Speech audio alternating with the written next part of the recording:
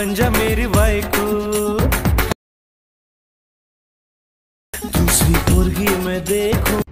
जय शिवराय मित्रांनो, तर मित्रांनो या प्रकारचा व्हिडिओ एडिट करण्यासाठी आपल्याला CapCut ॲप्लिकेशनची गरज पडणार आहे।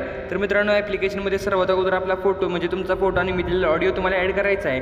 ॲड केल्यानंतर आता मित्रांनो जे काही इफेक्ट वगैरे मी सांगणार आहे ते ऑलरेडी तुम्हाला सांगून झाले, कारण प्रत्येक व्हिडिओमध्ये मी तेच सांगतोय।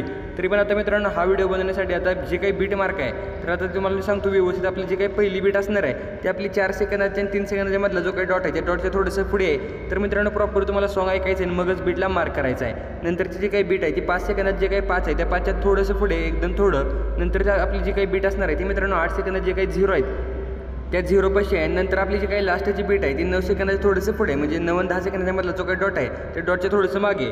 तर मित्रांनो प्रॉपर या ठिकाणी बीट मार्क केल्यानंतर आता तुम्हाला पहिला जो काही फोटो आहे त्या फोटोला सिलेक्ट करायचा आहे। फोटोला सिलेक्ट केल्यानंतर सुरुवातीला एक ॲनिमेशन की फ्रेम ॲड करायची आहे आणि एकदम लास्टला एक की फ्रेम ॲड करायची आहे म्हणजे फोटोच्या लास्टला। नंतर पहिल्या की फ्रेमवरती येऊन आपला जो काही फोटो असणार आहे त्याला थोडंसं तुम्हाला झूम करायचं आहे। झूम करून घेतल्यानंतर आपल्याला बघू शकता फोटोवरती एक मुवमेंट येऊन जाणार आहे।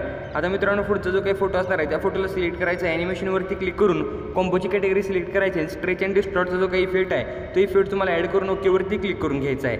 आता मित्रांनो त्या पुढचा जो काही फोटो आहे त्या फोटोला सिलेक्ट करायचा आहे, त्या फोटोच्या सुरुवातीला एक की फ्रेम तुम्हाला ॲड करायची आहे आणि फोटोच्या लास्टला एक की फ्रेम ॲड करून आता मित्रांनो तुम्हाला काय करायचं आहे बघू शकता ही जी काय लास्टची की फ्रेम आहे त्या की फ्रेमवरती येऊन आपला फोटो थोडंसं तुम्हाला झूम करून घ्यायचं आहे। ओके, तर मित्रांनो प्रॉपरलीरित्या झूम करून घेतल्यानंतर आता आपल्या फोटोला सिलेक्ट करायचं आहे, ॲनिमेशनवरती क्लिक करायचं आहे। इन ॲनिमेशनमधनं रॉक व्हर्टिकलीचं जे काही ॲनिमेशन आहे ते ॲनिमेशन देऊन खालची जी काही ड्युरेशन दिसते ती 0.9 सेकंदवरती सेट करायची आहे आणि ओकेवरती क्लिक करायचं आहे।